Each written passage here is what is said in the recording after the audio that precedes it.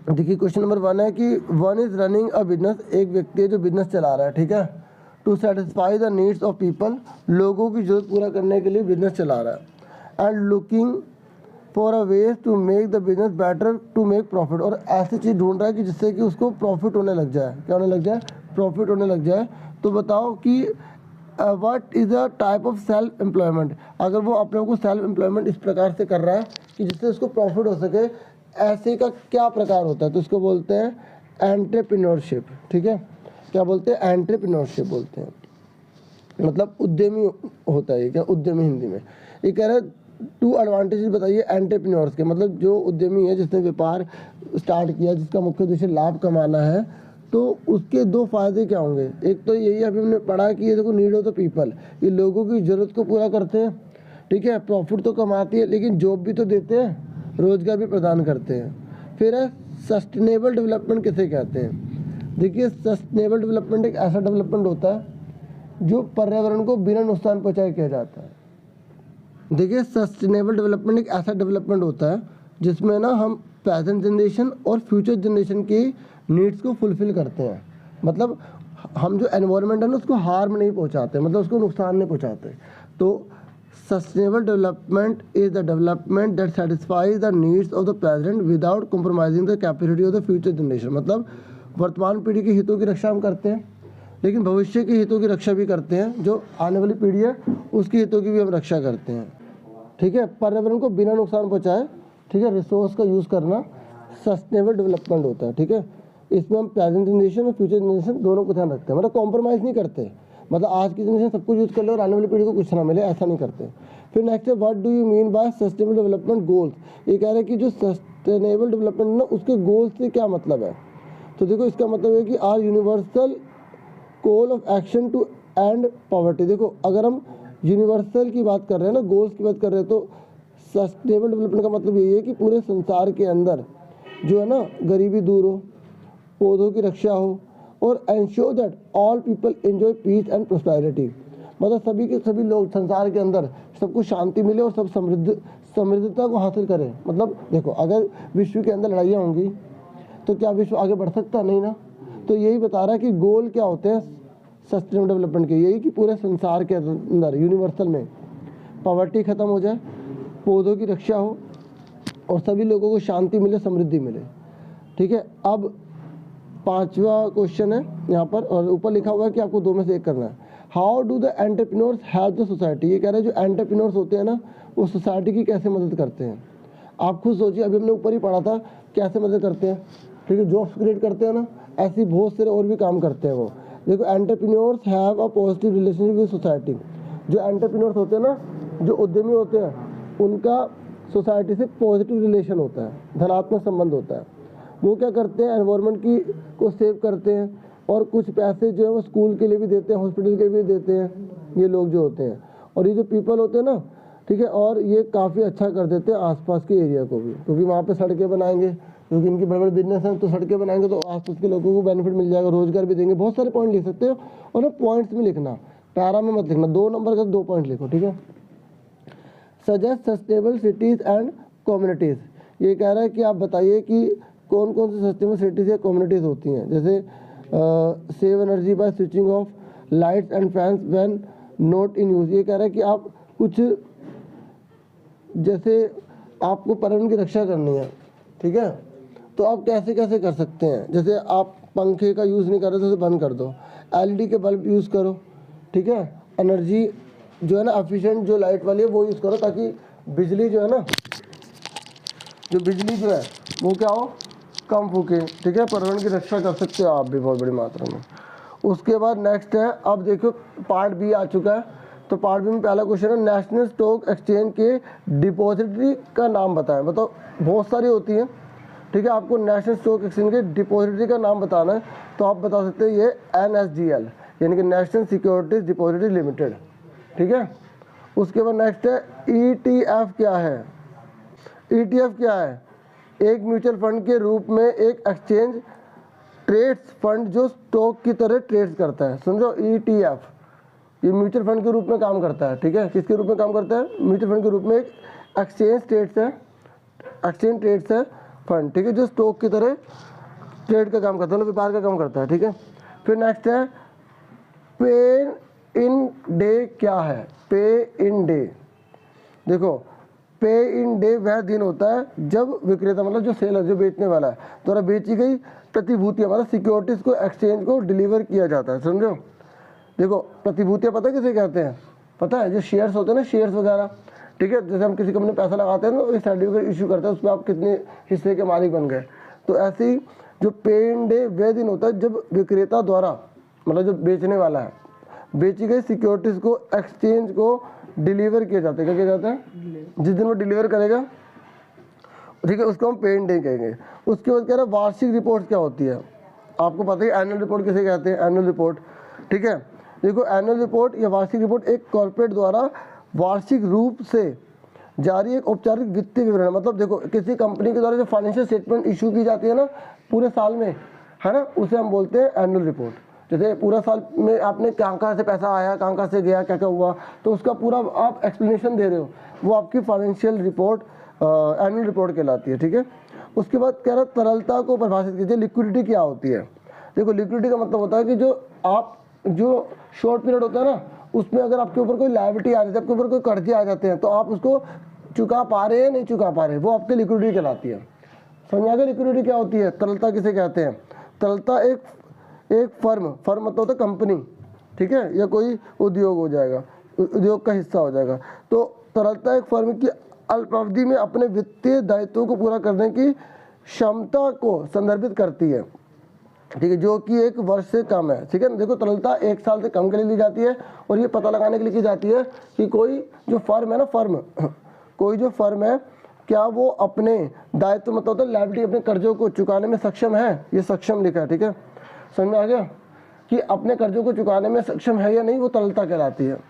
फिर ये कह रहा है वर्तमान अनुपात क्या मापता है, ये कह रहा है जो प्रेजेंट रेशियो होती है, ठीक है, जो करंट रेशियो होती है वो क्या मेजर करती है। देखो करंट रेशियो वर्तमान अनुपात बोलते हैं हिंदी में, तो ये देखती है कि आपकी जो करंट एसेट है और जो करंट लायबिलिटी है, ठीक है, तो उन दोनों में क्या संबंध है। क्या आपकी जो करंट लायबिलिटी है वो करंट एसेट के द्वारा चुकाई जा सकती है, क्या आपके बिजनेस जो है करंट लायबिलिटी को फेस कर सकता है अल्पकाल में। अब हिंदी में मैं ये बताता हूँ कि वर्तमान अनुपात क्या मापता है, मतलब वर्तमान अनुपात को चालू अनुपात भी कहते हैं। तो चालू अनुपात फर्म की वर्तमान परिसंपत्तियों से अपनी वर्तमान देनदारियों को पूरा करने की क्षमता को मापता है, ठीक है। मतलब आज के टाइम पर जितनी आपके कर्जे चढ़े हुए हैं और आज के टाइम में जितनी आपकी संपत्ति है, क्या आप के पास जो संपत्ति है उससे अपने कर्जे चुका पा रहे हो, उस क्षमता को बताता है वर्तमान अनुपात यानी कि करंट रेशियो। फिर कह रहे हैं डिपॉजिटरी पार्टिसिपेंट कौन है, डिपॉजिटरी पार्टिसिपेंट, ये इंग्लिश में लिखा हुआ है, ठीक है, हिंदी वर्ड में लिख दिया यहाँ पर।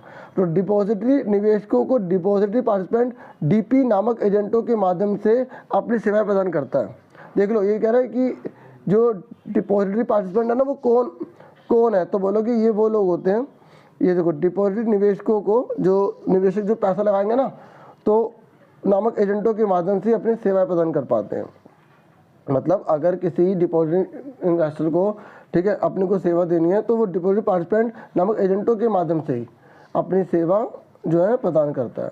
और फिर है इन एजेंटों को सेबी की मंजूरी से डिपॉजिटरी द्वारा नियुक्त किया जाता है।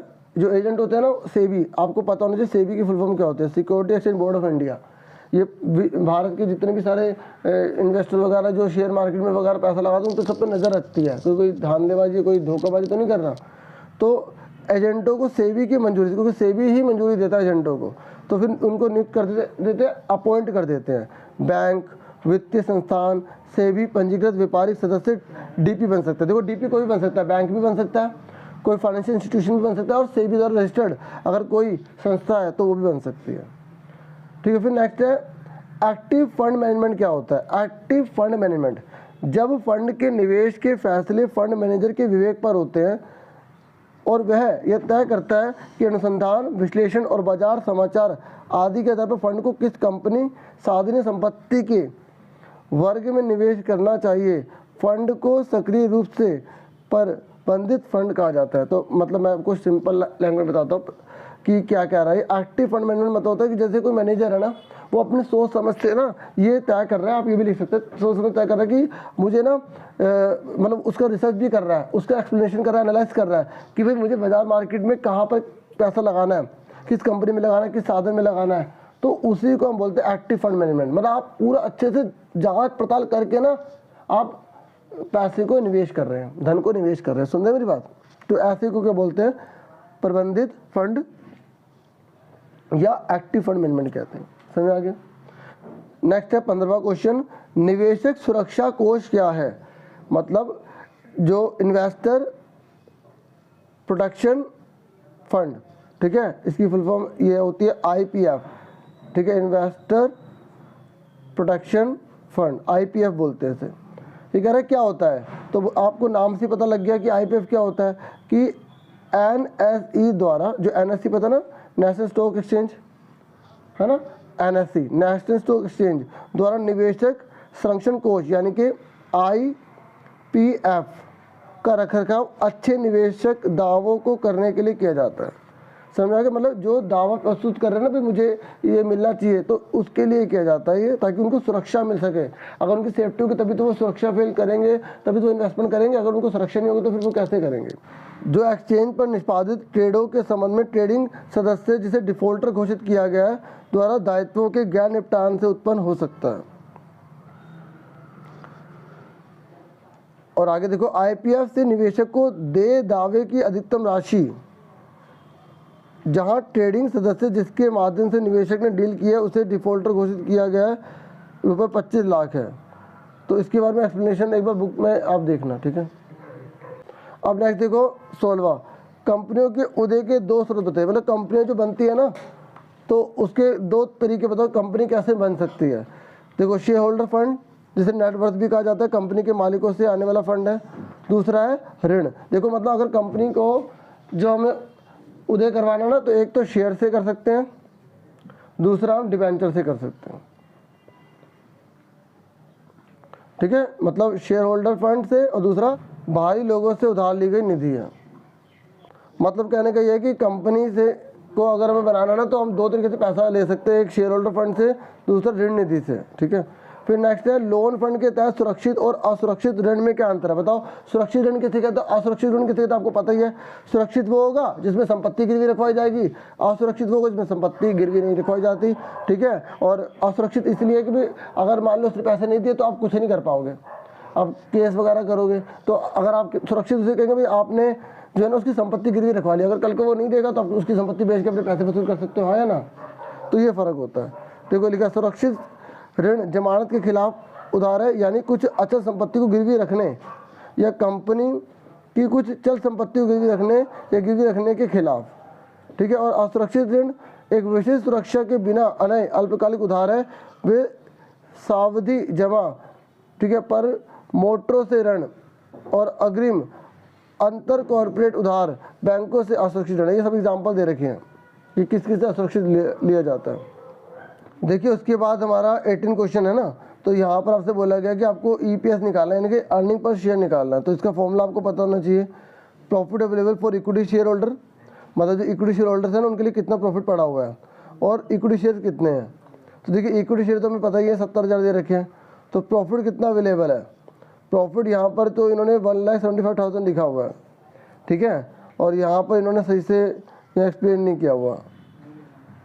देखो यहाँ पर रुपीज़ में आप देखोगे तो यहाँ लिखा है 17,500, यहाँ पर कैसे लिख दिया इन्होंने। तो आप इसकी क्वेश्चन जो है बुक से देखना, ठीक है, समझ में आ गया। अब उसके बाद आ जाए पार्ट सी पर। उसके बाद पार्ट सी में देखो यहाँ पर बोला गया कि म्यूचुअल फंड बाजार जोखिम के अधीन है। ये आप बहुत बार सुनते भी होंगे कि भाई इसमें जोखिम होता है। निवेश करने से पहले सभी दस्तावेजों को ध्यान से पढ़ें, सुना होगा आपने। आपको डेट मार्केट म्यूचुअल फंड निवेश जोखिम के बारे में पता होना चाहिए, है ना। तो जो भी आते हैं तो आपको, और प्रत्येक का संक्षेप में वर्णन करो, बताओ कौन कौन से जोखिम होते हैं उसके बारे में आपको बताना है। कौन कौन से जोखिम हो सकते हैं? देखो ऋण जोखिम हो सकता है, ठीक है, और जो बाजार में जो रेट चल रहा है उसका जोखिम हो सकता है। तो देखिए सुनो, मैं पढ़ देता हूँ। म्यूचुअल फंड सुनिश्चित रिटर्न नहीं देते, मतलब ये नहीं है कि पक्का कि अगर आपने पैसा लगाया तो आपको पैसा मिलेगा मिलेगा। जैसे आपने 1 लाख लगाया तो आपको पक्का पता है कि 1 साल बाद आपको 10,000 मिलेंगे। हो सकता है आपको 100 रुपये मिले, हो सकता है आपको 1 रुपये भी ना मिले, हो सकता है आपको 1 लाख पे 1 लाख ही मिल जाए, ठीक है। तो उनका रिटर्न उनके प्रदर्शन से जुड़ा है। वे शेयरों, डिबेंचर, बॉन्ड आदि में निवेश करते हैं। जो म्यूचुअल फंड होता है ना, पता है किसका ग्रुप होता है? शेयर, बॉन्ड, डिबेंचर का ग्रुप होता है। तो आप अगर म्यूचुअल फंड में लगाते हो तो वो कंपनी अलग अलग शेयर उसमें पैसा लगा देती है ताकि रिस्क जो है ना वो बढ़ जाए। और इन सभी निवेशकों में जोखिम का एक तो शामिल है, लेकिन इसमें जोखिम भी होता है। कुछ जोखिम जिसने म्यूचुअल फंड प्रभावित होते हैं नीचे दिए गए, जैसे बाजार जोखिम। यदि समग्र स्टॉक या बॉन्ड बाजार समग्र आर्थिक कारकों के कारण गिरते हैं तो फंड के पोर्टफोलियो में स्टॉक या बॉन्ड्स होल्डिंग का मूल्य गिर जाता है। मतलब अगर टोटल मिला के रेट गिर गया, जैसे मान लो एक कंपनी में आपने 10,000 लगाए म्यूचुअल फंड में, उसने उस 10,000 को शेयर में भी लगा दिया, अलग अलग चीज़ों में लगा दिया, टोटल मिला के अगर 10,000 से वैल्यू कम हो गई तो आपकी शेयर गिर गए, आपकी वैल्यू कम हो गई। अगर टोटल मिला के वैल्यू बढ़ गई तो आपको कोई फायदा हो गया। इससे फंड का प्रदर्शन प्रभावित होता है। ऐसे होता है गैर बाजार जोखिम। किसी व्यक्तिगत कंपनी के बारे में बुरी खबर उसके शेयर की कीमत को नीचे खींच सकते हैं। अगर उस कंपनी की बहुत बुरी खबर फैलेगी ना, ये कंपनी ऐसी तो उसके शेयर गिर जाते हैं, ठीक है। जो फंड होल्डिंग्स को नकारात्मक रूप से प्रभावित कर सकते हैं, ठीक है। अब ब्याज दर जोखिम, ब्याज मतलब जो इंटरेस्ट मिलता है। बॉन्ड की कीमतें और ब्याज दरें विपरीत दिशाओं में चलती हैं। जब ब्याज दरें बढ़ती हैं तो बॉन्ड की कीमतें गिरती हैं, याद रखना। और अंतर्निहित प्रतिभूतियों में गिरावट फंड को नकारात्मक रूप से प्रभावित करते हैं। मतलब अगर देखो ब्याज बढ़ेगी तो फंड की कीमत घटेगी, ठीक है। तो ये धन इसलिए जोखिम पैदा होता है। और ऋण जोखिम, बॉन्ड ऋण दायित्व है, इसलिए जब फंड कॉर्पोरेट बॉन्ड में निवेश करते हैं तो वे कॉर्पोरेट के अपने ब्याज और मूल भुगतान दायित्व पर चूक का जोखिम उठाते हैं। मतलब इस तरीके से ऋण जोखिम भी होता है। उसके बाद नेक्स्ट है, देखिए बायबैक, जिसे यहाँ पर क्या लिख दिया उन्होंने, भी जाना जाता है शेयर पुनः खरीद। जब कोई कंपनी खुले बाजार में उपलब्ध शेयरों की संख्या को कम करने के लिए अपने स्वयं को बकाया शेयर खरीदती है, यह बायबैक क्यों है? कंपनी इसे कैसे खरीदती है? देखो पता क्या कह रहा है, बायबैक का मतलब पता क्या होता है? जब कंपनी अपने जो शेयर बेचे है ना कंपनी ने, वही वापस खरीद ले। मैंने कंपनी शेयर इशू करे और मैं अपने यहाँ पे कोई खरीद रहा हूँ, तो ये ऐसा क्यों करती है, कैसे खरीदती है? देखो बायबैक को कंपनी के लिए बाजार से अन्य निवेशकों से शेयर खरीदकर खुद से निवेश करने की एक विधि के रूप में देखा जा सकता है। समझ भाई, मतलब देखो पहले कंपनी ने शेयर इशू कर दिए, आप सब लोगों ने खरीद लिए, तो कंपनी चाहती है कि उसमें कंपनी का पैसा लगा रहे, तो कंपनी खुद ही अपने शेयर को खरीद लेती है, तो उसे बायबैक कहते हैं। तो बायबैक बाजार में बकाया शेयरों की संख्या को कम करता है, इससे क्योंकि मार्केट के अंदर शेयर कम हो जाएंगे, क्योंकि कंपनी को सारे शेयर वापस आ जाएंगे। बायबैक कंपनी द्वारा अपने शेयरों में तरलता में सुधार और शेयरधारकों की संपत्ति बढ़ाने के उद्देश्य से किया जाता है। बायबैक इसलिए किया जाता है ताकि उसकी कंपनी की वैल्यू बढ़ जाए, उसके जो शेयर होल्डर है उसकी वैल्यू बढ़ जाए, ठीक है। और फिर है कि सेबी प्रतिभूतियों का पुनः खरीद, यानी कि बायबैक, जो बायबैक होता है तो हिंदी में पुनः खरीद कहते हैं। विनियमन 1998 के तहत कंपनी को अपना शेयर वापस खरीदने की अनुमति है, मतलब कंपनी अपने शेयर को वापस खरीद सकती है, ये अलाउड कर रखा है। मौजूदा शेयरधारक प्रस्ताव दस्तावेज के माध्यम से अनुपातिक आधार पर, और ये देखो एक रेशो होते हैं उसके हिसाब से ही जो है ना वो वापस खरीद सकती है। बुक बिल्डिंग, और बुक बिल्डिंग का भी काम करती है, ठीक है। प्रक्रिया इसे प्रक्रिया लिखा है, का उपयोग करके स्टॉक एक्सचेंजों के माध्यम से खुला बाजार और विषम लोड शेयर रखने वाले शेयरधारक, तो ये तरीके दे रखे हैं इसमें कैसे कैसे कर सकती है। फिर उसके बाद नेक्स्ट है कंपनी विश्लेषण। अब यह चर्चा करना वास्तव में महत्वपूर्ण है कि क्या आप स्टॉक से लंबी अवधि की संपत्ति बनाना चाहते हैं, ठीक है, और लॉन्ग टर्म वेल्थ क्रिएशन के लिए जिस कंपनी में आप निवेश करने जा रहे हैं उसे समझना बेहद ज़रूरी है। कैसे जाना है? देखो अगर आप किसी कंपनी में पैसा लगाना चाहते हैं तो, और लॉन्ग टर्म के लिए लगाना चाहते हैं, तो आपको उसके बारे में बहुत सी नॉलेज होनी चाहिए ना। तो उसके बारे में क्या बोल रहे सुनो, किसी कंपनी का व्यवस्थित रूप से विश्लेषण करना। तो बताओ कैसे विश्लेषण करोगे? देखो उद्योग विश्लेषण, हम कंपनी के बारे में ना बहुत डिटेल में जानेंगे। अगर हम इन्वेस्टमेंट करना चाहते हैं तो एक उद्योग विश्लेषण करते हैं, कॉर्पोरेट विश्लेषण करते हैं और वित्तीय विश्लेषण करते हैं। 3 तरीके होते हैं। देखिए उद्योग में क्या करेंगे, समान उत्पादों का उत्पादन करने वाली कंपनियां किसी उद्योग या कोष्टर का उपसमुच्चय एक भाग बनाती है या होती है। यह देखना बहुत ज़रूरी है कि कंपनी जिस उद्योग संबंधित है वह किस तरह आगे बढ़ रहा है, सरकार की नीति के प्रभाव, उसके उत्पादों की भविष्य की मांग आदि जैसी विशेषताओं की जांच करने की आवश्यकता है। देखो अगर आप कंपनी में पैसा लगाना चाहते हो ना, अगर आप उद्योग विश्लेषण कर रहे हो देखो उद्योग में ना मेन निर्माण किया जाता है और इसमें ये ध्यान रखा जाता है कि क्या भविष्य में इसकी मांग बनी रहेगी या नहीं बनी रहेगी, तो आप तब इसमें पैसा लगाने की सोचते हैं। अब हम आगे पढ़ते हैं। इसके वर्तमान संचालन, प्रबंधकीय क्षमताओं, विकास योजनाओं, अपने प्रतिस्पर्धियों की तुलना में इसके पिछले प्रदर्शन आदि के बारे में जानकारी प्राप्त करें।